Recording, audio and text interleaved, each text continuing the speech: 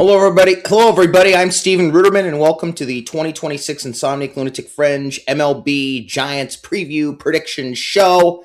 Tomorrow night is the opening night of the Major League Baseball season, and I am fortunate enough to get to actually be there when the Giants open up the 2026 Major League Baseball regular season against the New York Yankees. 5:05 first pitch Pacific time tomorrow. Logan Webb against the left-hander whom I wanted to sign a year ago, Max Fried. It will be on Netflix. If you do not have Netflix, then you are shit out of luck, and I don't know what I can do for you. Well, all I can say is voice your complaints to one Mr. Rob Manfred. So we're going to preview the Giants. We're going to preview just everything around baseball and talk about things like the ABS system, which we saw in spring training, which will make its long-awaited regular season debut tomorrow night on Netflix. And we'll talk about Netflix and how baseball's premier opening night, the first regular season game, is only accessible to those with a Netflix subscription. And me, I'm lucky enough because, one, I have a Netflix subscription, and two, I have a season media pass to get me into tomorrow night's game. What else are we going to talk about? ABS, in addition to like previewing and predicting how the season's going to go. ABS, the streaming. Oh yeah, Brian Murphy of KMBR had Rob Manfred on this morning, and he asked him to lower beer prices. Brian, I think you're friends with Larry Bear. Maybe talk to him about that. We could talk about, let's definitely talk about the prices of things, because going to a baseball game and really going to a sporting event is just way too expensive these days. And we need to talk about how baseball needs to make its product friendly to everyone and not just a bunch of rich people. So with that, we're going to bring on Sam Lubman. He is the producer of the Morning Roast, 6 to 10, Monday through Friday on 95.7 The Game, and also one of my best friends in the whole world, Mr. Sam Lubman. How are you, sir? What's up, man? Got me mid sip of the milkshake. So I will see you tomorrow, right? I will be there, yep. Sam and I, now tomorrow's game is going to be on Netflix. So again, if you don't have Netflix, you're shit out of luck. But Sam and I are fortunate to have media passes to get us in. So we're previewing baseball. We are previewing the Giants. Has Sam any news on whether the opening day roster has been released or has come out? I haven't seen an official announcement yet, but we're seeing reports coming out of who's not on the roster, and you can kind of glean the answers from that. I actually got to pull up, see who has been. So obviously the big one is Matos is not. So he's CFA'd. He is getting waived. So Matos is out. Will Brennan is not going to be on the roster. He, along with Drew Gilbert, was optioned to Sacramento. I think there's a little pathway now for Jared Oliva to potentially make the roster here. I'm putting I have the roster put out on my phone here. I try to keep a update on that and updating that here in real time. But let's see who else got cut today. So yeah, Gilbert obviously got cut. So yeah, I think that does open it up for Jared Oliva, because I have not heard his name pop up yet. So yeah, there's a pathway there for him to be on this roster. Jared Oliva. Well, Jesus Rodriguez and Bryce Eldridge were both optioned last week, and I'm disappointed about Rodriguez. Sam, you know how much I like Rodriguez. He's a contact hitter. Yeah. He can hit for power as well, but he puts the ball in play, doesn't strike out much, and he can play a bunch of different positions. He's a true utility guy, and I really want to see him on this team. But with Susac, Daniel Susac being a Rule 5 guy who the Giants brought in,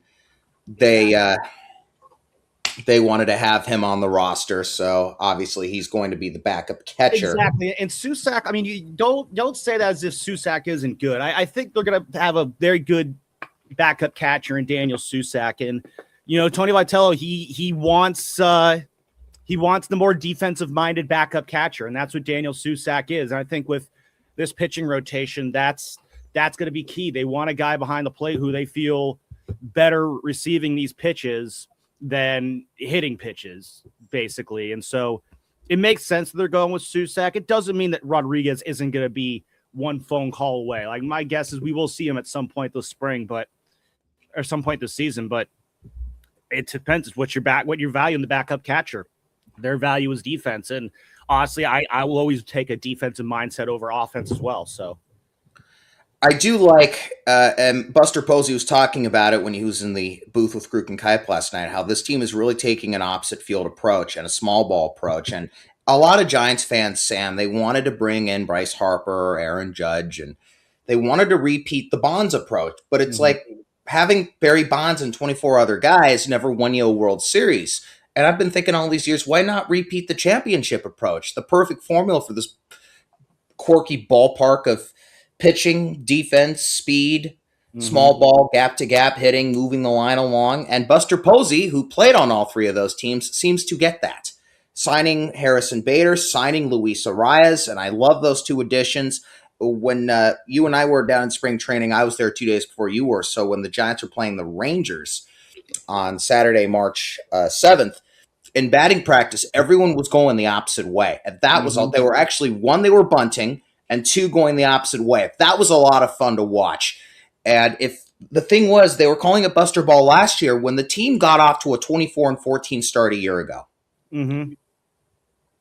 They were playing a lot of small ball, maybe not as much opposite field stuff. Yeah, they're stealing a lot of bases too. But then and they stole a ton of bases. And then in May, after they had gotten off to a 24-14 start, they just abandoned that for whatever reason. And, well, the rest of the season predictably went the way it did. The Giants, with their fourth straight mediocre season, going 81-81. I just hope that, and Buster said it last night, we have our mix of small ball guys, contact hitting, and power guys. And it's not a bad mix, especially when you go to places like Coors Field or Chase Field or Great American Ballpark and other live ballparks. But if the Giants are going to be competitive this season, they're going to have to play small ball because the pitching isn't great. You do have Logan Webb at the top of the rotation. You have Robbie Reyes, your number 2 guy. Reyes had an okay spring. Tyler Mahle has actually had a pretty good spring. Is he going to be the 3 starter? It's looking like it. I'm imagining he's going to be. You're going to have Adrian Hauser, number 4, and Landon Roop as your 5th starter. But Tyler Mahle had a decent. Tyler Mahle had a decent spring, and doing that in what is the valley of the desert, the valley of the sun, and 2, what was a hot valley of the sun this March. That's pretty impressive. I mean, again, it's spring training is spring training when it comes to these things. Again, Mahle, I mean, they put Mahle and Hauser, they put together for brief stretches last year.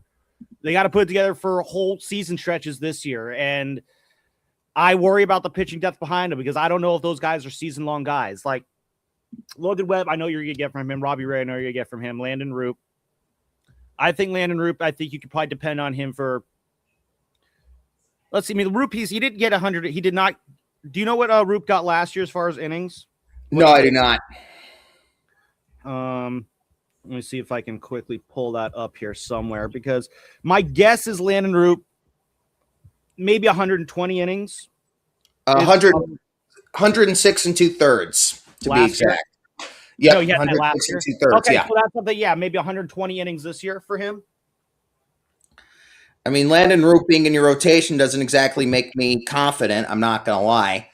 Well, I don't know what we're going to see from Mahle. I'm just pointing out with Mahle that having a good spring in the Cactus League where the ball carries. Now, granted, a lot of the premier hitters were gone at the World Baseball Classic. I want to point out that part. But it's still impressive nevertheless because the Cactus League, especially in a hot March like we have had throughout the West Coast, doing well in that kind of climate is no small feat. So I'm hoping, now again, as you said, Mahle, Hauser, Roop, they're all good. We know what we're getting from Webb and Robbie Ray. Mahle, Hauser, and Roop are all wild cards, and we don't know how they're going to do. But I don't have. It's how much can you really expect from them? So like that's where it is. So Roop had 106 innings last year, yeah. And then you're probably expecting maybe another 120 from him last year. I'm trying to bring up everyone's innings totals from last year. My computer's going slow, but I mean, are you getting 150 out innings from Adrian Hauser? Do you think? I don't think he had that last year. Are you getting that from Tyler Mahle? basically you're going to have to count on a lot of these younger. Hauser went 125 last year. Tyler Malley went 86 and 2/3. And, you were going to say counting on young guys, we would say Hayden Birdsong, but Hayden Birdsong is out for the year. He is having Tommy John surgery. What other young guys, Sam, do you think could contribute to the Giants rotation as the season goes along? Well, I think Carson Wisenhunt is the first man up, and Trevor McDonald. I think those are going to be the first two guys on the taxi squad for pitchers. After that, I think guy who I see everyone talking about, and Tony Vitello had some good stuff to say about him when he was asked about it, is Keaton Wynn. I think he's kind of become a forgotten guy a little bit. I don't know if he's more bullpen bound, but he's back from Tommy John surgery. The fastball's looking good again. If he can get control of that splitter, there's the Kevin Gausman comps that pop up. Keaton Wynn's kind of become a forgotten guy over the last year or so because of that Tommy John surgery. But if he ends up kind of, coming through on the promise that he's kind of shown in the past, he could be a sneaky option as a swingman in that rotation. But yeah, Wisenhunt, McDonald, I think are the first two guys up. And then Carson Seymour, I think, another guy you're going to see in relief and starting roles as well this year. Blade Tidwell, do we know his status? I assume he's not going to make the team. He's not going to be on the final roster. I think he's a little bit further down the depth chart. If Blade Tidwell is pitching, then I think that means 3 or 4 other guys ahead of him. Like I got him like basically 5th on my own personal depth chart of guys who I'm calling up from Sacramento. Tidwell needs some more. And that's not including going to, I don't think Blade Tidwell's quite ready yet. No, he's not. And Tidwell's a talented guy. He came over in the Drew Gilbert, Tyler Rogers deal from the Mets. Mm-hmm. But he, as a starter, but the team is looking at him more as a reliever. I think they should be looking at him more as a starter. But, we'll see how the season goes along and how, and I believe he didn't pitch as much. I think he was hit by an injury last year in Sacramento, so he definitely needs some time in Sacramento to develop. Mm-hmm. But we'll see how, I do hope that he could be a rotation option. Now we get to the bullpen. Ryan Walker's going to be the closer. When you and I did our spring training show about a week and a half ago, almost 2 weeks ago, we talked about how people in this bullpen, from Ryan Walker to Jose Butto to Matt Gage, how they can have their moments. Mm-hmm. But are these guys who can really consistently put it together throughout the season? Because I just don't see it. I don't know about Ryan Walker. I think he has the stuff to be a closer. But the head, I'm not sure. We'll find out, I think, early on. He thinks that he's corrected it. I don't know if correcting it's the right word, but he definitely addressed it over the offseason. I'm willing to trust that he's put the work in, and I'm curious to see if it plays out. I do still think he's better off in the 7th or 8th inning, but closing's hard, and he has to get better at it. So we'll see how it goes. I think it's going to be a case-by-case basis. I really don't know. Joel Peguero, Eric Miller, they're also in the mix. Peguero is a ways away. If Ryan Walker goes down, I think Eric Miller's your first guy up as the closer. Oof, and he's the 8th inning guy. See, this is why I'm not very confident in the bullpen. But then I think Jose Butto could be an 8th inning guy as well. I think also if I could see a scenario where this bullpen actually does it. My guess is, since they're I'm playing around, with the roster here a little bit. My guess is if they're sending down, Will Brennan and Victor Barracoto and all these other potential, and waiving Luis Matos, my guess is they're going with a 4-man bench, which means they're going to go with 8 relievers. So they're going to be taking a lot of arms, it seems like, to start the season. That would give them 13 pitchers, 13 position players. And it's very possible that some of these guys could carve out roles for themselves early. I mean, if Walker settles into the closer role, you can have Miller and Butto handling that 7th and 8th inning slots. Spencer Bivens proved to be a very good 5th, 6th inning guy for one of your first guys out of the bullpen. Well, it looks like Bivens has been optioned. Has he really? Well, it says on the Giants depth chart that he's in the minors. Well, I don't know how up to date that And is. I have been notified that I misspelled preview on the titles. I was typing this fast before I came on, so I want to apologize for that. That would be crazy if they actually optioned Spencer Bivens. He was one of their most dependable relievers. He was overworked last year. Again, I haven't seen any roster email updates. Because the guy who I think could make a contribution is Jose Budo. He's got a real demeanor. He's got good stuff. And even Matt Gage. I'm looking forward to seeing what he can do. I don't know if Gage is going to be on the final roster right now. I imagine he will be. Roster Saw plenty of him last year. Yeah, wow, they did actually option Bivens. Damn. That's surprising.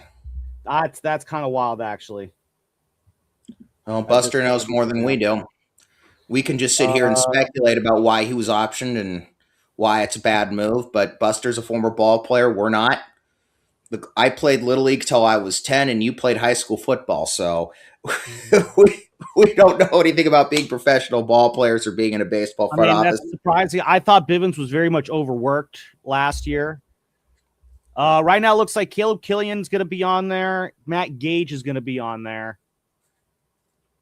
So you got 3 lefties in this bullpen: Eric Miller, Matt Gage, and Brian Borucki. JT Brubaker is going to be on there. 1, 2, 3, 4, 5, 6, 7. Yeah, it looks like they're taking 8 relievers. And Jared Oliva will be the final bench player.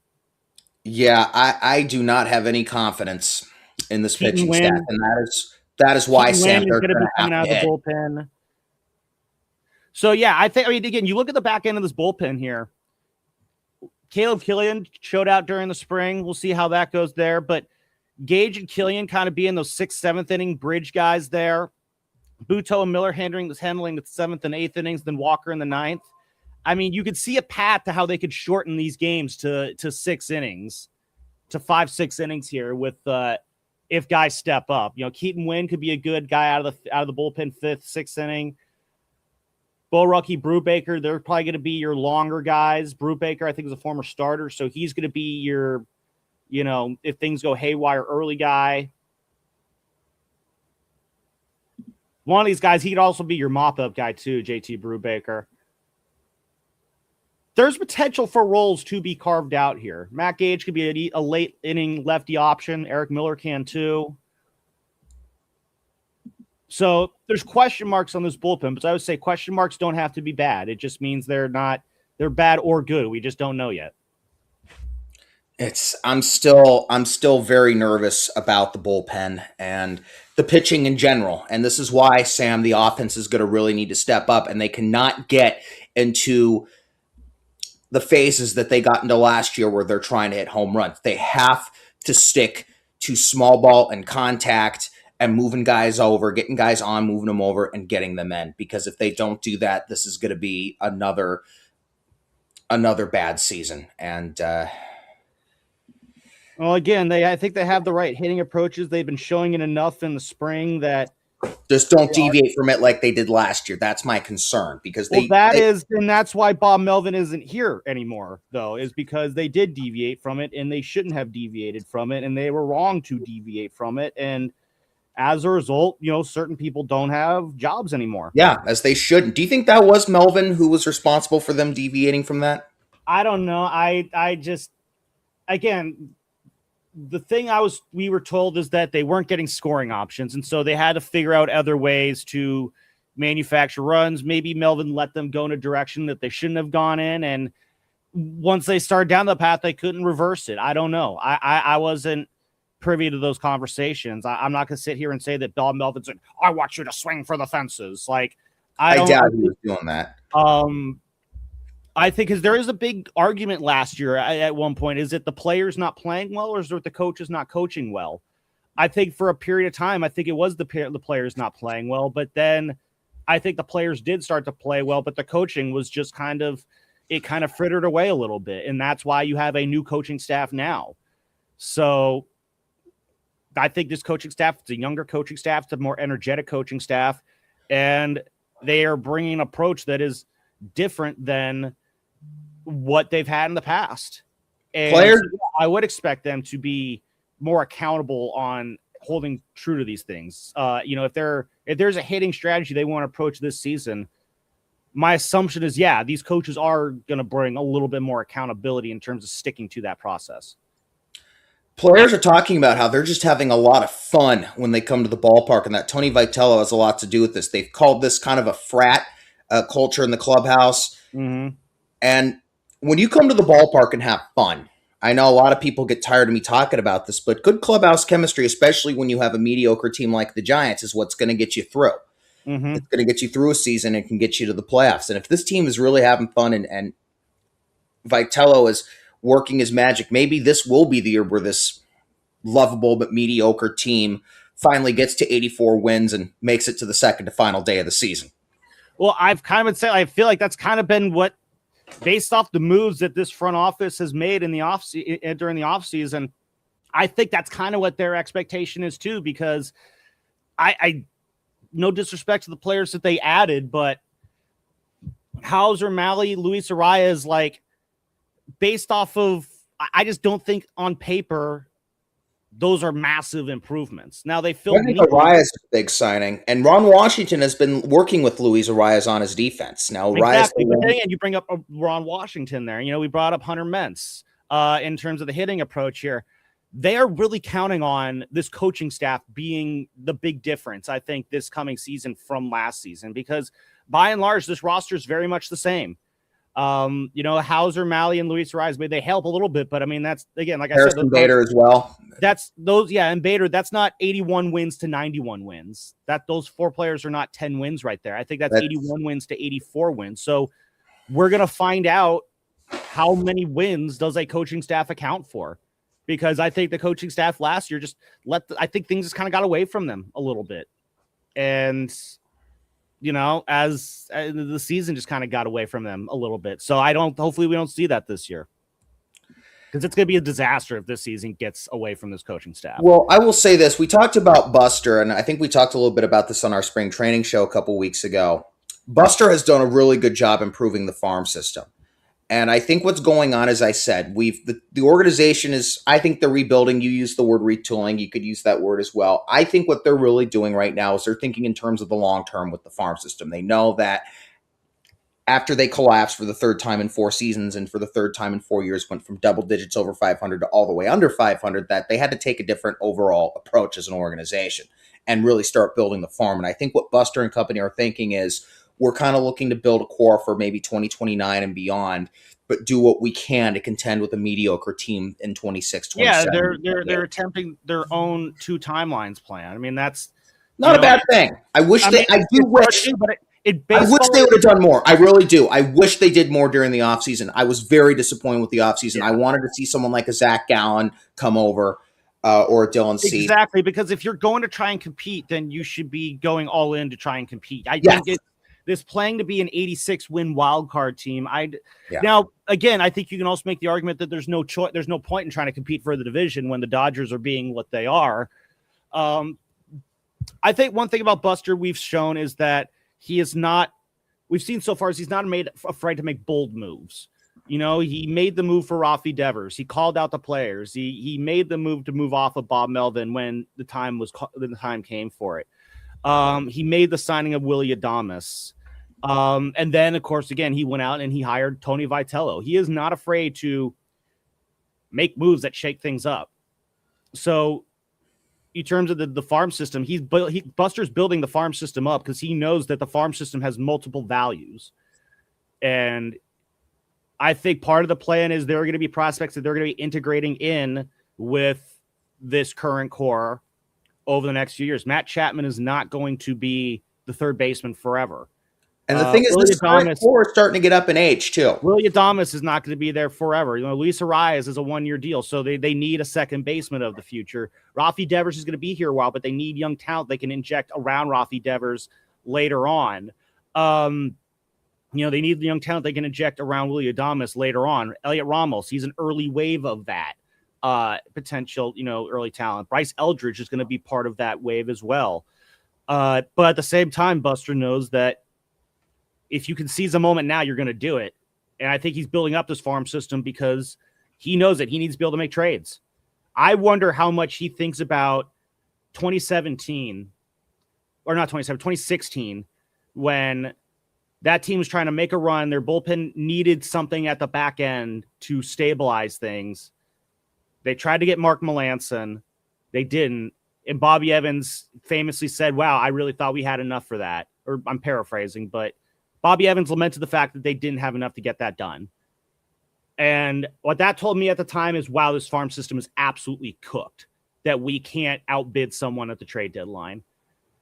I wonder how much Buster remembers that and knows that, yes, you need a farm system to build up your future, but you need trade chips for the now. Yep. And that's right. And you got 3 shortstops in your top 5 right now. My guess is not all 3 of those shortstops are going to be debuting with the Giants. I'd say pick one of them that's definitely going to be debuting with the Giants. Luis Hernandez is the guy who I think I would be open to trading. Yeah, again, of those 3, it's one. Pick one that you would definitely want to have debut with the Giants. Pick one that may or may not debut with the Giants, and pick one that you are completely content with shipping out for a trade that could net you a 2 or 3 starter, or pick 2 of those 3, and those are the ones you're sending out for a mega deal. Like Paul Skeens. Like Paul Skeens, exactly. And you were asking me about Skeens a couple weeks ago. I would I really want Joshua Gonzalez, but I would probably be willing to trade Joshua Gonzalez for Skeens. Yeah, again, I'd trade Bryce Eldridge right now for Paul Skeens. I would too. Speaking of Eldridge is in AAA. I think this is the right move. He needs a month of seasoning. And, Yogi Berra. When everyone says seasoning, what do you mean by that? Of month of seasoning? What is that month? Yogi Berra said baseball percent. Well, what is that? 90% physical, the other half mental. There's that's a Yogiism. 90%. Yeah, I know. I'm aware of it. I'm very aware of the quote. Baseball is very much the mental game. In the minor leagues, you get experience with certain situations, and the problem with a lot of the nerds that are running the organizations today is that they are rushing a lot of their top prospects up to the big leagues, and they are having to learn on the fly. And you talk to any ex-ball player, they will tell you that is not good for a ball player like that to have to learn on the fly like that. I mean, it works for Julio Rodriguez. It works for some guys, but not a lot of guys. I mean, I don't think it hurts. Shouldn't it be able to work well for him? What's that? I mean, if Bryce Eldridge is supposed to be talented enough, shouldn't it work that well for him? I don't know, but it doesn't hurt to leave him down there for a month. I do hope we see him by the beginning of May. If we see him down there for 2 months, then I'll get a little pissed off. But I'm okay with this. I'm not gonna lie. And I think Eldridge could make a real big impact when he comes up this season. I am disappointed. I wanted to see Jesus Rodriguez make the team, but he's another guy who I think perhaps wouldn't hurt for him to have a little seasoning. Mm-hmm. But I get what you're saying on Eldridge, but there are situations in the minors, whether it be slumps, mental lapses, whatever, that you need to work out in the minor leagues before you get to the majors. Because let's say you have those in the majors and it blows up in your face, that can derail a career. Exactly. So to that point, I got to go after this. Okay. Look at the start that this team has to their season. I mean, yeah, they start off with the Yankees. Yeah, very tough start. Yankees, Padres, Mets, Phillies, Orioles, Reds.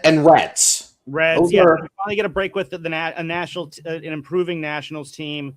Yep. Dodgers, Marlins, Phillies, Rays. It gets worse. It really does not. You don't really get a breather so far, really, until mid-April when you got A's, Diamondbacks, White Sox. You mean mid-May. So that's when you finally get a stretch of teams where you're just like, okay, we're better than most of these teams. The first month and a half, you face a lot of very good baseball teams, and the Nationals and Marlins. Again, if you believe in the soft landing spot or not, I don't know, but I think they just don't want to send Bryce Eldridge with his 38% spring training strikeout rate against a murderer's row of a schedule like that to start. And that's also makes a lot of sense as well. As you can see, Mets, Phillies, Orioles, Reds, Nationals, Dodgers, Marlins. Then they go to Philly, and as you said, they don't get a breather until they play the A's. And the Diamondbacks are no slouch either. The Pirates may be no slouch. Pirates are gonna be an interesting team. Yeah. So I mean, come May, the schedule they get a little break a little bit. The White Sox and the Rockies. But again, the other thing is the National League is very deep this year, I think. Yes, I it also think is. there are 10 teams in the National League that I think can claim one of the 6 playoff spots. Absolutely. And which National League teams do you think those are? I think there's 4 teams in the NL West that can legitimately make a playoff push. No, the Rockies, of course, forget it.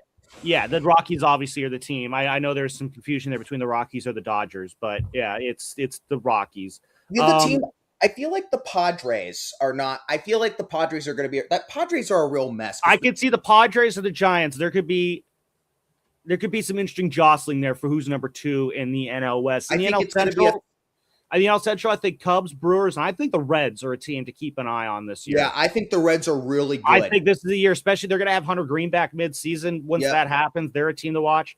NL East, the Mets, they're obviously going to be in it. The Phillies, they're still a very good baseball team. They're going to get Zach Wheeler back at some point. And then the Braves, they're going to bounce back after last year. So, and the NL Central Pirates. Yeah. Well, again, even the teams not in the mix, the Nationals, they're getting better. They have a direction.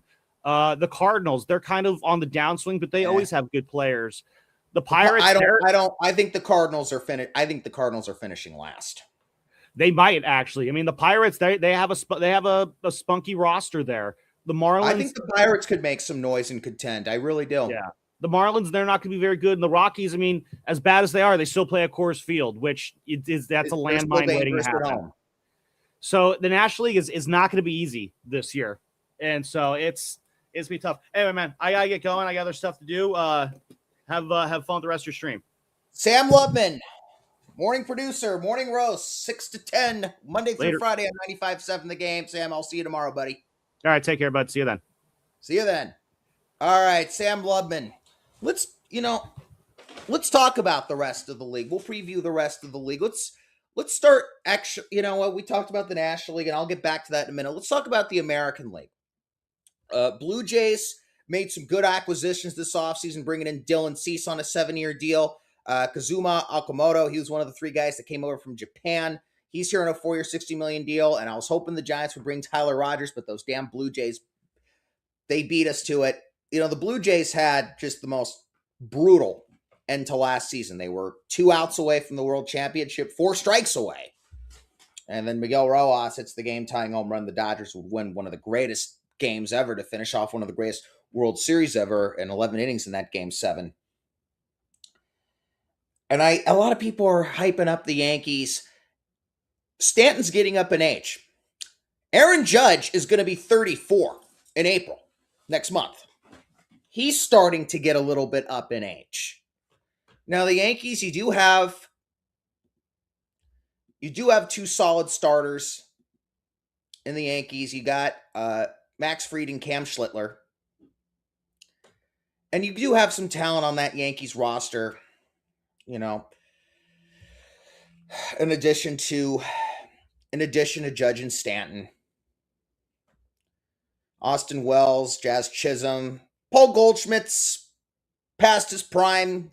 He's 38, but he still can hit a home run. Anthony Volpe, Cody Bellinger, Trent Grisham. But I just think the Yankees are completely overhyped. And look, the Yankees have made the playoffs not just for the last 5 years. I mean, going back to they've had a good run since 2017. They've made the playoffs 8 of the last 9 years.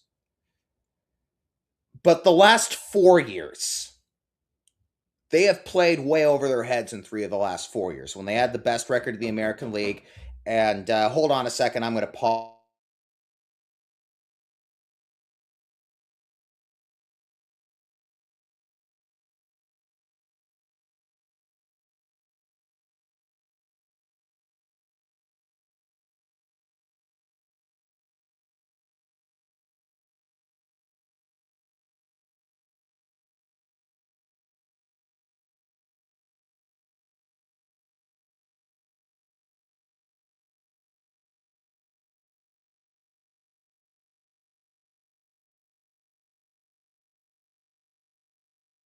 Apologies for that, but the Yankees, they won, 99 games in 2022. They had played way over their heads that entire season, and it was amazing that they got by a very young upstart Guardians team in 5 in the ALDS that year. and then were swept by a far superior Astros team. And I said they had the best record. The Astros, of course, won 7 games that year. They were swept by a far superior Astros team in the ALCS.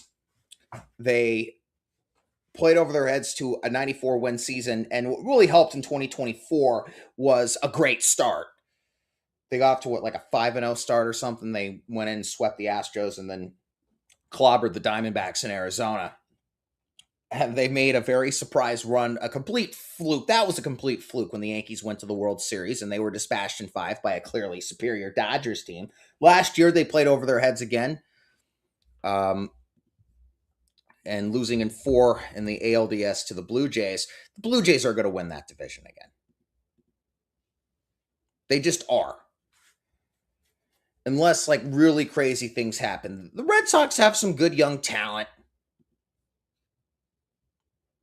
They made the playoffs last year. I expect the Red Sox to digress a little bit this year, but I think the 82-80 2023 season for the Yankees was the most representative of any of the Yankees teams over the last 4 years. They're getting old. They don't have the greatest farm system. They don't have the greatest talent. They have a decent team that can make the playoffs. But I think the 2023 82 win team that almost finished at or even below 500. They haven't finished below 500 since 1992. They have had 33 straight winning seasons going back to 1933. I think that was the most representative of any of their teams over the last 4 years. I think the Blue Jays are going to win that division. As for the Red Sox, they've got some young talent. They did lose Bregman. That's a tough loss, but they still have some decent players. They did get Isaiah Kiner-Falefa from Toronto. They still have Jarren Duran. They still got some good young pitching. I think Baltimore will be interesting to see how they do this year. New manager. They did bring in Pete Alonso. And isn't like Albanez, Craig Albanez, he was on the Guardians, and before that, I think was on the Giants coaching staff. He was brought in to be the manager of the Orioles, the Rays. They've fallen off the last 2 years, but they're still going to be competitive. They're returning to the Trop this year, and hopefully they can get a deal done to open their new ballpark in 2029, which could allow Rob Manfred to stop taking expansion hostage and have two new teams on the field for the 2029 season in expansion. We'll get to that more as the season goes along. I'm not going to get as much into that tonight. I will show you my predict. I'm going to do predictions. Last year, I'm like, I'm no longer doing this. It is kind of stupid because I don't have a crystal ball. I just don't. And Barry Bonds once said, "What am I, the fucking fairy godmother here? I can predict the future." I will show you my predictions for the American League East, because why not? Or actually, you know what? I will show you my predictions for the American League after I go over the divisions. Let's do that. American League Central, I think the Guardians just have a really good team. And Stephen Vogt, he is just such a good manager. He has gotten the best out of that team over the last 2 years. 3 trips to the playoffs in the last 4 years. And the Guardians, they've just been having a great run since 2013 under Tito Francona, which is why I think the Reds are going to win their division this year. We'll get to the National League in a minute. But you have some good young talent on that Guardians team. Stephen Kwan, just one of my favorite players in all of baseball. David Fry is a good young player. They still have Jose Ramirez, the one remaining guy from the 2016 pennant-winning Indians. We remember the Cleveland Indians. Brian Rocchio, he can contribute. I think they're going to win that division again. Tigers, it's interesting. I mean, they were talking about shopping Tyreek Skubal, the Tigers, who just had a horrible stretch from 2017 to 2023. Made a great run to get into the playoffs in 24, had a near historic collapse and almost missed the playoffs when they were pretty much a guaranteed playoff team for most of last season, and then lost in heartbreaking fashion in 5 to the Mariners. I think you'll probably see the Tigers make noise. I think the Royals, they were in 2024. Bobby Witt Jr. carrying that young club. I think they'll be competitive again this year. They've got a good young team in Kansas City. Salvador Perez still there after all these years. The one holdover from the, I shouldn't say holdover, the one remaining guy from the 2015 World Championship team.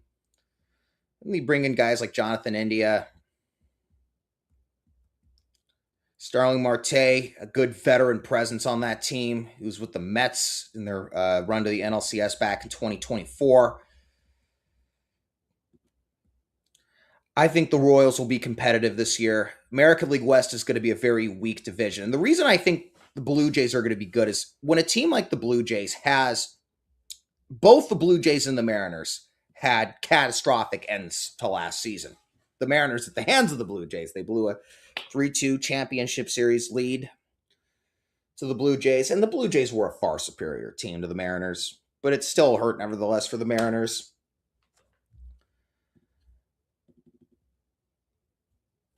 One of two things can happen to a team that has a brutal ending. They either they can't put it behind them and they just go out and shit the bed the next season. 1987 Red Sox, 2017 Giants. Or they use that as a sense of motivation that there is this feeling of unfinished business. And I really am getting that sense with the Blue Jays. That, hey, there is some real unfinished business here with the Royals. When they lost in 7 to Madison Bumgarner and the Giants in 2014 in the World Series that year, they came into 2015 like, hey, we got some unfinished business. And 2015 was truly their year. And I'm getting the sense the Blue Jays are going to have that this year. The Mariners will have to see. I think they will. And what helps the Mariners is that they play in a very, very weak American League West. They play in a very weak American League West. Now, losing Eugenio Suarez, who hit the big, I think it was a grand slam, was it a 3-run homer or a grand slam in the bottom of the 8th inning game 5 of the ALCS? That's a tough one. Eugenio Suarez is going back to the Reds. Yep, it was a grand slam, the opposite field grand slam. I thought it was a grand slam, but I didn't quite remember. That's a tough loss. The Mariners were able to get Josh Naylor back. They still have incredible pitching. They play in a very weak American League West. I honestly think we may see an ALCS repeat, a rematch of the Blue Jays and the Mariners. I think both of those teams, and the Mariners were not supposed to get that far last year. The Mariners really surged in September, and they were not supposed to get that far. They overtook the Astros to win the division, and they came within a win of the World Series. That was not supposed to happen. And the Mariners were like the very epitome of 2025. The real theme last season was streakiness. Teams would get like really hot and get to 10 games over 500 and then collapse and go under 500 and then get really hot again and get back over 500. The Mariners were that team last year. So it would have been nice if the Mariners got to the World Series last year. And actually, it'll be fun to see what themes unfold on the field this season.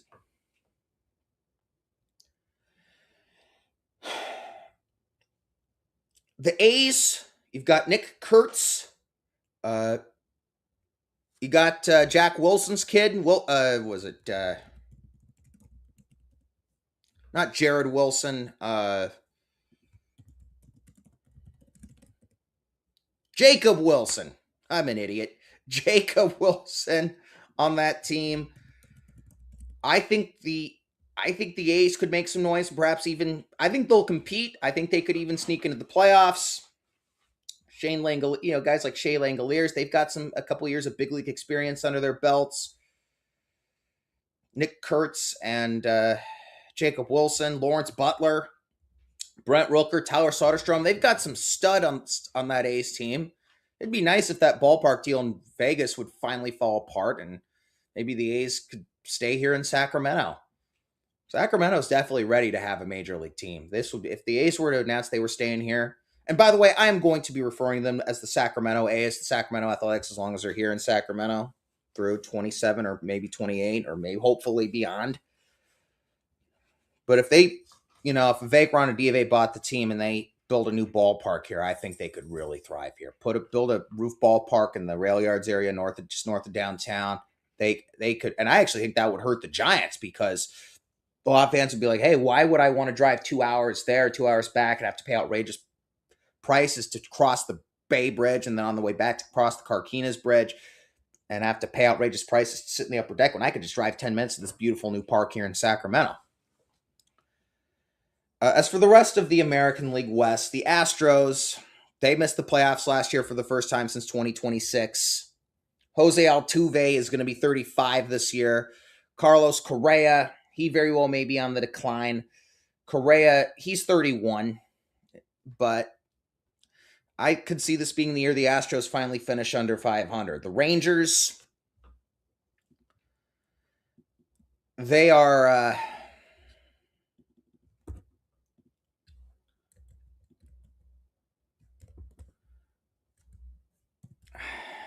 they were in a great position when they won the World Series in 2023. Had a great farm system, but they finished under 524. I think finished at 500 last season. They were kind of competitive, and I thought maybe Bochy would help them sneak into the playoffs, but unfortunately that never came to fruition. And their farm system has really fallen off, and now they're at a point where they kind of have to really kind of reevaluate. So I will show you my predictions now for the American League, and I will get those to you on your screen.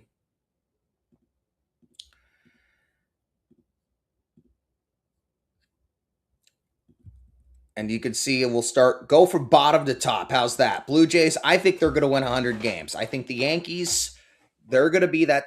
Oh, actually, you know what? Let's not go division by division. I think the Blue Jays will have the best record and win 100 games. I think the Guardians will have the second best record. Sam was talking about, the National League is going to be a lot better than the American League. Guardians at 93 and 69 will have the second best record. Mariners will win I think they won't have as good a regular season, but I think they win in a weak American League West at 86 and 76. I think the Tigers get the first wild card at 86 and 76. The Yankees the second at 85 and 77, and the Royals the third wild card at 84 and 78. So let's talk about the National League now. And we'll go to the National League East because, as Sam said, the National League is low. Now, the Mets were 20 games over 500, and they ended up missing the playoffs outright last year. It was a brutal end to last season, year one of the 15-year contract of Juan Soto. They've also brought in Bo Bichette. They already have Francisco Lindor, Marcus Semien, who's been around a long time. He's getting up in age, but still a solid ball player. Luis Robert Jr., not the greatest, but a solid player. Devin Williams at the back end of the bullpen. Kodai Senga. They'll be competitive. Now, the Braves, they had a big down year last year, and their farm system, like the Astros, is not very good. But I anticipate you'll see them be better this year. I don't know by how much, but I do feel like they may be a team on the decline. Ronald Acuna is still one of the best players in the game. Hey, they have forever giant Mauricio Dubon. Austin Riley, still a solid guy. They got Mike Yastrzemski, who, he's getting a little up there in age, is still a really solid player. Michael Harris, the second. They've still got some good players. I think they'll probably be around 500. I do think they're on the decline, and I think they need to start focusing on their farm system a bit. But they're a team that I still think will be competitive. The Phillies are obviously, they're going to win that division again. There's just too much talent on that team. Bryce Harper and Alec Boehm and just everywhere. And you got Christopher Sanchez and Aaron Nola, Taijuan Walker, just good pitchers. Zach Wheeler, just a good pitching staff.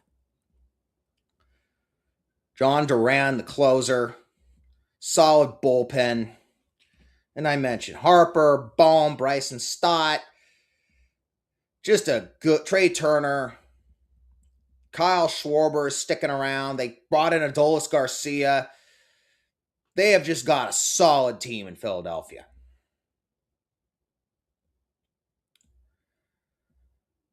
Sam and I don't agree on this.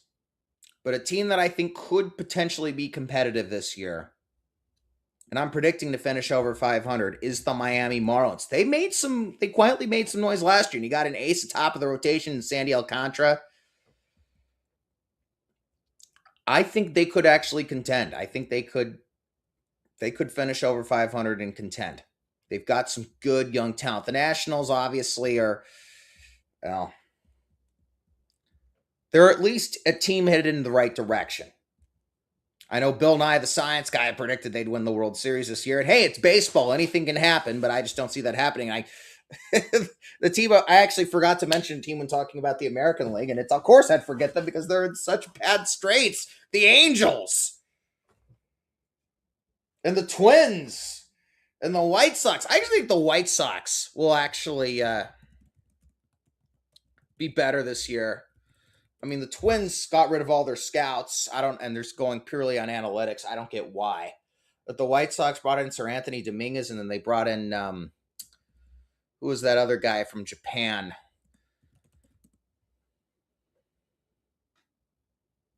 Or no, it was an infielder that they brought in from Japan. Monitaka Murakami. And the Astros brought in the pitcher from Japan. I was really hoping the Giants would sign one of those guys. Tetsuya Amai is the guy the Astros brought in. But the Angels, they're a team that's like, oh my God. Like, I'm glad Kurt Suzuki's becoming a manager, good baseball guy. I think could be a really good manager, but I really feel for him that he's going to have to manage the Angels in the position they're in right now. Going to the National League Central, the Reds, some good prospects keep coming up. Hunter Green's going to be coming back.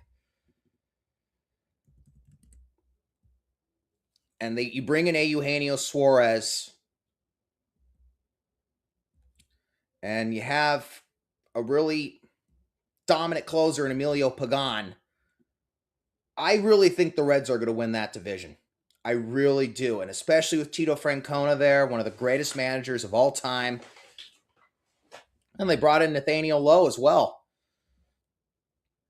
I really am buying the Reds. I think the Brewers are going to take a step back a bit this year, which is not the end of the world. And I know they're kind of thinking they might offload a couple guys. The Brewers have had an incredible run since 2018.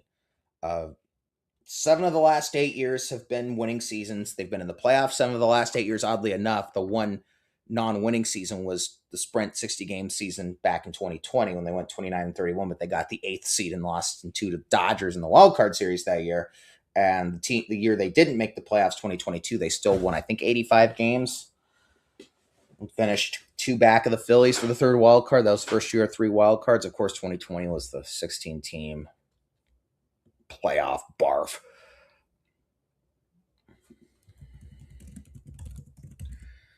But I'm really buying the Reds. But the Brewers, they've got a good farm system. And I think they're probably going to take a step back this year, but they've got some good studs in that farm system. And come 29, they're loaded. They're going to be really good for the next several years. Maybe not as good the next 2 or 3 years, but the Brewers and their fans have very much have every reason to be excited about their future. They do. And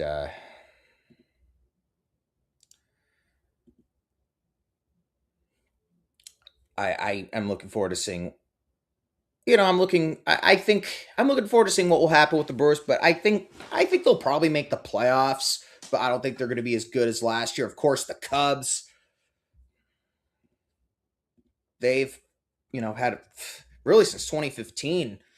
9 winning seasons in the last 11 years. They had their run from 2015 to 2020 and only had 2 losing seasons and then started another run in 2023. They're going to be in the hunt again. I think they're going to be back in the playoffs. The team that, and Sam and I both were saying this, that I think could be competitive, perhaps even finish over 500 this season, is the Pittsburgh Pirates. They have a really good farm system. You've got one of the best pitchers, possibly the best pitcher in baseball, and Paul Skeens heading the rotation.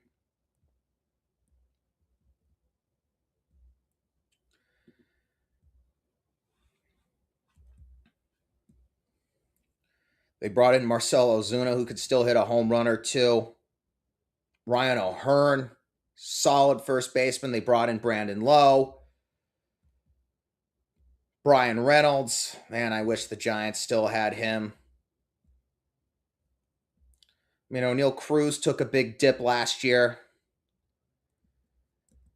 But he could still, if he could have a bounce back season, he could really contribute. I think the Pirates are a team to look out for this year. And especially with their farm system. I think the Pirates could finally be in for, and they have really suffered. I mean, just 4 winning seasons in the last 33 years. Their run from 13 to 15, which they hosted the wild card game 3 straight years, and then they had a winning season. They went 82 and 79 back in 2018. They've got a good young pitcher in Bubba Chandler. We saw a little bit of last year, one of their top prospects. Connor Griffin, who is one of the top prospects in baseball, he could come up this year, and if he's a shortstop and outfielder, and if he can make an impact this year, he could have a real impact. He could really contribute to that team. Hunter Barco, a left-handed pitcher, pitched in 2 games for the Pirates last year. I think he could make an impact this year. I'm telling you, folks, Pirates are a team to watch out for. Cardinals, it's sad what has happened to that organization. Such a proud organization that from 2000 to 2022 had 21 winning seasons in 22 years. That was an organization where losing was unacceptable. And they went into the complete analytical route, and I don't know what they're doing in St. Louis. Is John Mozeliak still the guy there?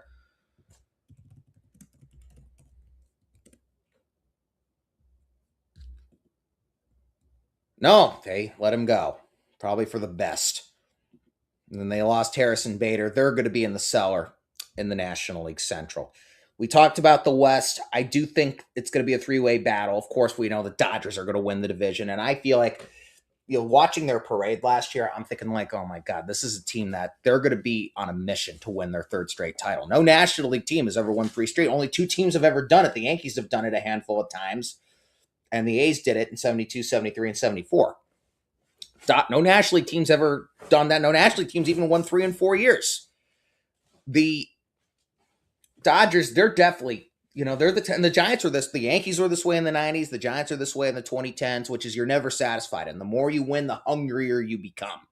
Winning championships, world championships are a drug, and you can't get enough. And every time you win one, you want more. You get even more hungry.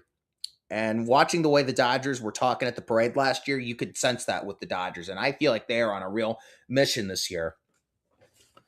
And I hope they don't win their 3rd straight World Series, but, I'll get to my postseason. I'll give postseason. Maybe I will. I don't know. But it's going to be hard to stop them. But it's going to be a 3-way battle for 2nd place in the National League West.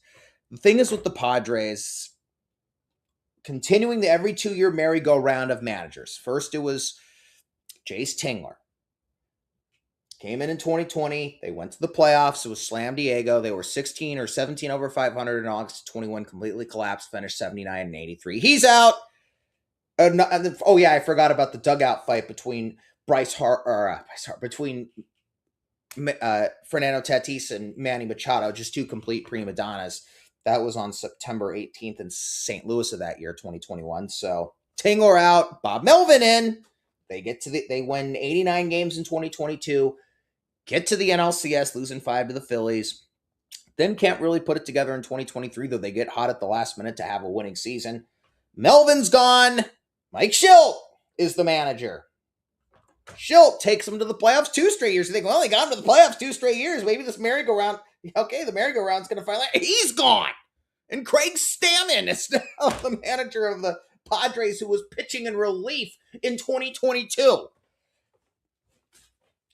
So it's going to be a 3-way battle between the Giants, the Padres, and the Diamondbacks. And the Diamondbacks are all like the Brewers, which is they've already kind of taken a step back, which they did last year, but they've got a really good farm system and a bright future down there. And of course, the Rockies, you know what? They're improving. I will give you My predictions now for the National League. Obviously, the Dodgers are going to have the best record. 109-53 is my bet for them.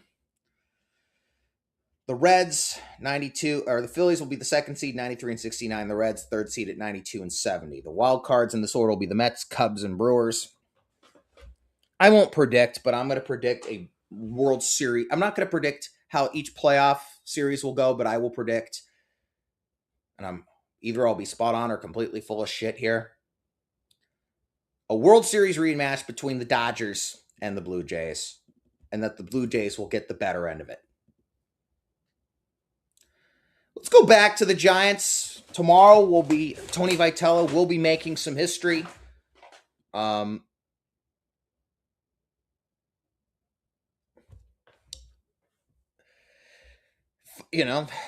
Everyone's the guy brought in from college, and how's he gonna do? And he's big test for Tony. His first game, the premier game to open the season on Netflix with the entire country watching against a storied team in the New York Yankees. Well, leading a storied team in the Giants against another storied team in the Yankees. And Sam and I were talking about the really hard schedule the Giants are going to have to start things out. It's going to be a real test for Tony early on. And I think he can handle it. He seems to be... Players are having a lot of fun under Tony, and we're having a lot of fun under Tony in camp, and he seems to be having a lot of fun. But tomorrow's going to be a big night for him, and I'm honored that I get to be there for it. For so many reasons. It's going to be a fun night, and it's going to be the start of another great Major League Baseball season. Last year was a great season after, I think, the worst season ever for baseball in 2024, just in all facets, from the shitty jerseys to just all the mental mistakes being made. And a lot of them are still being made, but it wasn't as bad last year as in 24.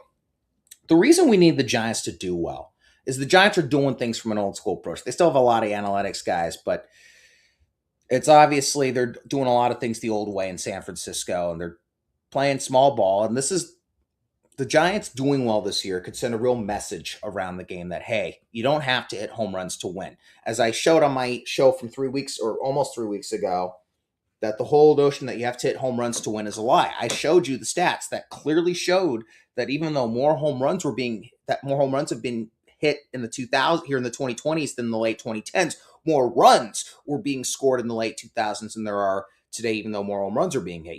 Runs, the thing you need more of than the other team to win a game. That right there shows you don't have to hit home runs to win. There are numerous ways to play the game of baseball. And the Giants doing well this year would, I think, really send shockwaves around the league. So tomorrow's game is on Netflix, and this is going to be another great season of baseball, I think. And baseball better not fuck this up. You've got the CBA expiring and the lockout most likely coming on December, 1st or 2nd. And with everything going on, you still have the local blackouts. Why can't MLB.TV just make all their games accessible for everyone? And you're putting your premier opening game on Netflix. You're putting your home run derby. You're putting the home run derby on Netflix. You've made tickets and jerseys and caps and everything just be on the pale expensive. And Brian Murphy is talking about beer prices. Actually, that's the one thing I'm okay with being ridiculously expensive. Because that means higher beer prices means less idiots drinking and driving. So that's a good thing. But authentic jerseys now cost $400. I am not joking when I tell you, if you buy an authentic jersey on MLB.com shop, they now have literal jersey insurance. Yes, insurance. They have insurance policies for a piece of clothing. When Sam and I were in Scottsdale for spring training, the spring training hats were $59.99, nearly $60. That is ridiculous. Tickets are utterly insane. Food is utterly insane. Make the games affordable and accessible to everybody. And what has unfortunately been happening is that baseball has become very corporate and it has become very classist. And it is engraved injustice that is a black mark on this beautiful game that I love so much. And it's even down there with the racism that kept African Americans out of the game up until Jackie Robinson made his debut with the Montreal Royals in 1946, and then, of course, his major league debut with the Dodgers in 1947. That is an injustice.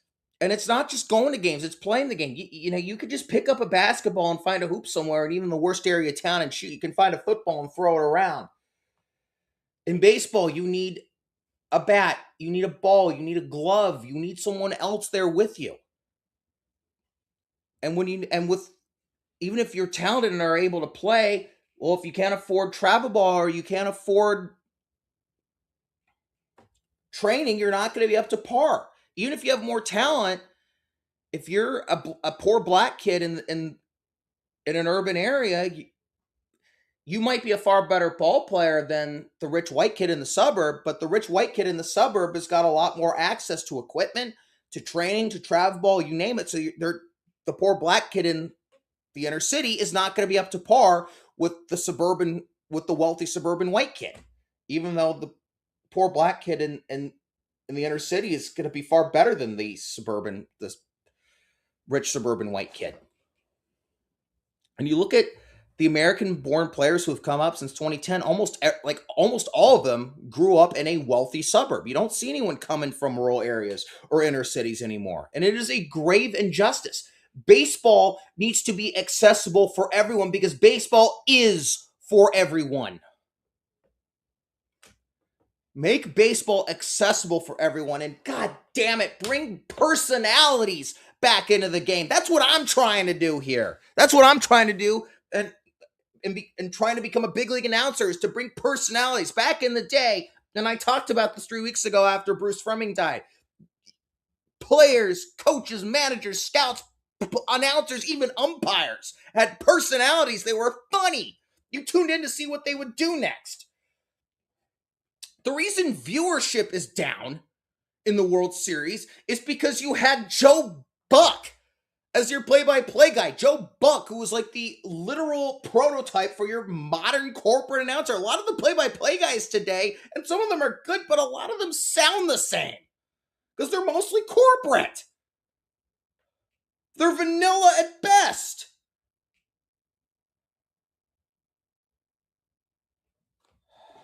And I'm sorry, it's upsetting because this is not what baseball is supposed to be. You're supposed to have personalities in baseball. Baseball is supposed to be fun. Oh, but don't worry, we got ABS. We're going to pause the game to turn a pitch that was called a strike that missed that stupid box by less than 1/10 of an inch into a ball. Are you kidding me? Oh my God. This is going to be another good and fun season of Major League Baseball. And Rob Manfred and the owners better not fuck this up over the winter. And they better give us a season next year. And I'll say this, we had the full 162 game season in 2022, but the fact that it was delayed, pissed off a lot of people. And even a delayed 162 game season next year will lose you fans. Can you imagine what having a truncated season, or worst of all, no season at all would do? I don't think baseball will recover from that. And I'm pretty certain we'll get a baseball season. My bet is it's going to be truncated. It'll be like 4 months. They won't cancel the whole thing because that would be, they can't do that. And plus with the new TV deal coming in 2029, if they have to, they'll kick the salary cap down the road. But don't fuck this up. Baseball's been doing better. But you're only, but the thing is too, going back to the classism thing, baseball's been doing better because it's been marketing to mainly rich white males between the ages of 10 and 55. And that demographic can only hold you up for so long. And baseball needs to market to everyone. They were actually marketing to women a decade ago. They kind of stopped doing that when they decided they wanted to just market to obnoxious rich white males between the ages of 10 and 55.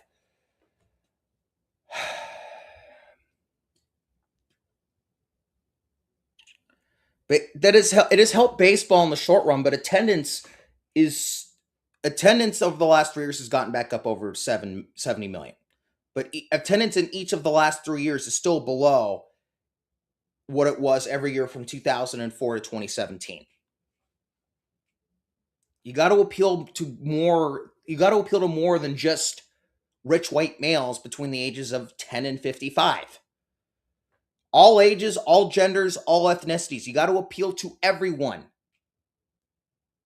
Because baseball is America's game, and I have long fought for America to be an inclusive country for all, and that is why I am fighting for baseball to be an inclusive game for all, because baseball is for everybody, and Major League Baseball needs to get that. And that starts with appealing to more than just rich white males between the ages of 10 and 55, appealing to all class brackets, all ethnicities, all genders, all ages, you name it. Making it affordable for poor people, making it accessible for poor people and for everyone. Baseball's still got a long way to go here because they still have a lot of problems to fix. So with that, I'd like to thank Sam Lubman. This has been the 2026 Insomniac Lunatic Fringe Major League Baseball Giants preview and prediction show. Here is to a great 2026 Major League Baseball season filled with many memories, many thrills, many special times, but also many heartbreaks, many low points for teams and players. That's the beauty of baseball. For Sam Lubman, I'm Steven Ruderman. Thank you for watching, listening. Tune in to Insomniac Lunatic Fringe Giants pre- and post-game shows all year, which I'll have guests and interviews and plenty of shows, which is just me meandering to myself. I'm Steven Ruderman. Thanks for watching, listening. Have a good night. Giants take on the Yankees tomorrow. Here's to hoping the Giants finally can finish over 500 this season. Have a good night, and I will see you all at Oracle Park tomorrow night.